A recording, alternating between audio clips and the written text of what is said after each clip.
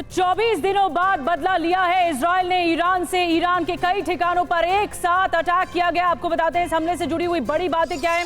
एक और बड़ी जानकारी जो डैनियल हगारी की तरफ से दी गई आईडीएफ की तरफ से, वो ये कि ईरान पर हमने अटैक किया है और हम अपने देश की संप्रभुता के लिए ये फैसला हमने लिया है। 10 ठिकानों पर, ईरान के 10 ठिकानों पर इजराइल का हमला हुआ है। 100 से ज्यादा फाइटर जेट्स ने हमला किया है। आसमान में आप देख रहे हैं ये फाइटर जेट्स हैं, ये वो मिसाइलें हैं जो ईरान पर दागी गई हैं। तो इजराइल ने एक बड़ा हमला किया है, बड़ा अटैक किया है। और 24 दिनों बाद, आपको याद होगा 1 अक्टूबर को जब ईरान ने मिसाइलें दागी थी इजराइल पर, तो इजराइल की तरफ से रणनीति बनाई जा रही थी और अब जाकर अटैक किया है इजराइल ने ईरान पर। 100 से ज्यादा ठिकाने जहां पर इजरायली जेट्स बरसे हैं।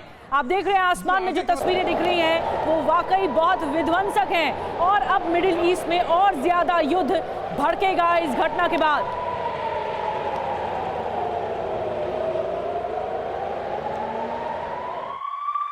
और देखिए इजराइल के हमले पर एक और बड़ी खबर है। इजराइल ने ईरान के दावों को खारिज किया।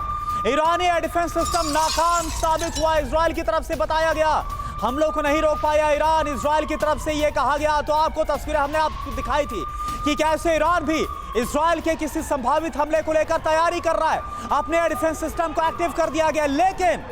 लेकिन हुआ क्या? वो इजराइल की तरफ से दावा कि जो ईरानी एयर डिफेंस सिस्टम में नाकाम साबित हुआ। और ये तस्वीरें बेहद खास जो आपको हम दिखा रहे हैं, जो रॉकेट और मिसाइल की बरसात हुई है, ये आप देख पा रहे हैं।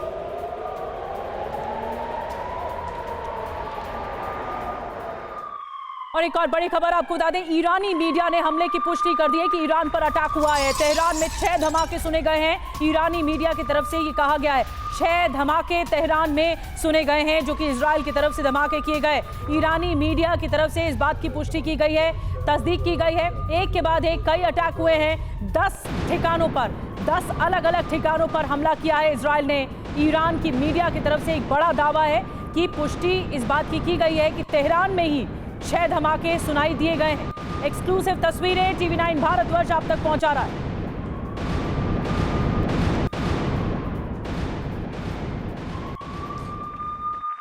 और देखिए एक और बड़ी खबर आपको बताएं, ईरान पर हमले को लेकर, हमले पर ईरानी मीडिया का बहुत बड़ा दावा। IRGC यानी ईरानी रेवोल्यूशनरी गार्ड्स कॉर्प्स के मिलिट्री सेंटर पर हमला नहीं किया गया है। यह दावा ईरानी मीडिया के हवाले से है, जो दावा किया जा रहा था कि IRGC की इमारत को भी हिट किया है। लेकिन ईरानी मीडिया यहां पर कॉन्ट्राडिक्ट करता हुआ नजर आ रहा है। ईरानी मीडिया यह बता रहा है कि IRGC के मिलिट्री सेंटर पर कोई हमला नहीं हुआ है। तो ये एक्सक्लूसिव तस्वीर इस वक्त आपके सामने, और साथ ही साथ ईरानी मीडिया का दावा हमने आपको बताया। तो देखिए ये ताजा तस्वीर, क्योंकि जैसे जैसे तस्वीरें हमारे पास आ रही है वो आपको हम सबसे पहले फटाफट दिखा रहे हैं। और एक और तस्वीर जो ईरान पर हमले को लेकर आई है वो आप देखिए, आवाज आप सुन पा रहे हैं और यहाँ पर कुछ धमाके की आवाज है। ऐसा लग रहा है कि एयर डिफेंस भी यहाँ पर एक्टिव हुआ है जिस वक्त इस हमले को अंजाम दिया गया।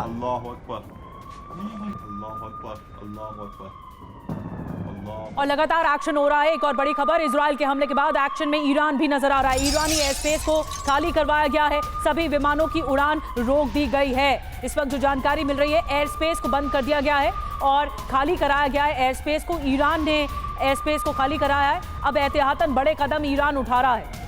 इस बात की आशंका पहले ही थी कि इजराइल अटैक करेगा, लेकिन कब करेगा ये नहीं पता था। 24 से 25 दिनों के बाद इजराइल का ये अटैक होता है। ईरान ने एहतियातन एक्शन लिया है, एयर स्पेस को खाली करा दिया गया है, सभी विमानों की उड़ानें रोक दी गई हैं। देखिए ये तस्वीर आपको दिखा रहे हैं, इस एयर स्पेस को खाली करा दिया गया है। जहां जहां से ईरान की तरफ उड़ानें जाती हैं सबको रोक दिया गया है। एक बड़ा कदम उठाया गया है। इराक ने भी अपने एयर स्पेस को बंद किया है, ईरान ने भी बंद किया है और इजराइल ने भी बंद कर दिया है। लेकिन ईरान पर सबसे देखें कि ये तस्वीर अगर हम बिग वॉल के जरिए दिखा पाए तो ये तस्वीर हम दिखाएंगे आपको और विस्तार से और डिटेल में आपको दिखाते हैं कि यहाँ से फ्लाइट्स जाती हैं। लेकिन इस एरिया में आप देख रहे हैं ईरान खाली नजर आ रहा है, कोई भी फ्लाइट यहाँ से नहीं गुजरेगी, यानी एयर स्पेस ही बंद कर दिया गया है।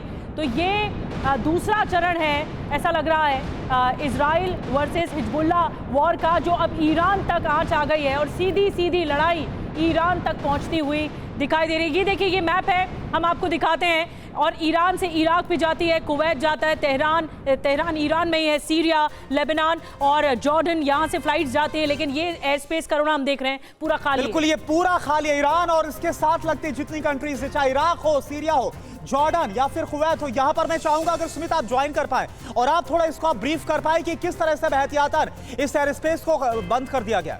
सबसे इंपॉर्टेंट बात है करुणा कि सुबह जब अटैक किए गए थे तब यहां पर एयर स्पेस लगातार जारी था, जैसा नॉर्मल था। लेकिन अभी 1 घंटे के पहले लगातार ईरान ने, इराक ने, सीरिया ने, सभी ने ऑफिशियली अपने एयर स्पेस को बंद कर दिया है। और यही वजह देखिए कि आप जो फ्लाइट्स ऐसे जाती थी यहां से, वो अब डाइवर्ट कर दी गई है, यानी लंबा रूट लेकर नीचे यूएई से या फिर बाकी इलाकों से, इजिप्ट से होते हुए आगे जा रही है। लेकिन इंपॉर्टेंट ये है कि ईरान को अब ये डर है कि शायद ये अटैक इजराइल के सिर्फ और सिर्फ उसकी डिफेंस पोजीशंस को, उसकी डिफेंस मैकेनिज्म को, उसकी ताकत को जांचने के लिए किए गए थे। अभी इजराइल का प्रॉपर वाला अटैक आना बाकी है। इसी वजह से ये सारी क्या ये माना जाए, क्या ये सुमित माना जाए कि इस एयर स्पेस को बंद करने का जो फैसला है वो इस संदेश में लिया गया कि ये तो बस ट्रेलर था, असली हमला होना बाकी है? बिल्कुल बिल्कुल, देखिए करुणा, अभी यही बात कही जा रही है कि अब ईरान को ये समझ में आ रहा है कि इजराइल के ये अटैक नुकसान पहुंचाने के लिए या फिर उसको अटैक करने के लिए नहीं किए गए थे। उसके एयर डिफेंस मशीनरी को, उसके मैकेनिज्म को जांचने, उसकी पोजीशंस को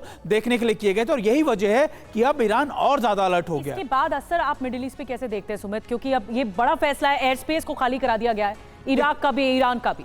देखिए बिल्कुल, एयर स्पेस को खाली करा दिया गया और इसका प्रभाव निश्चित तौर पर पूरे मिडिल ईस्ट में पड़ेगा।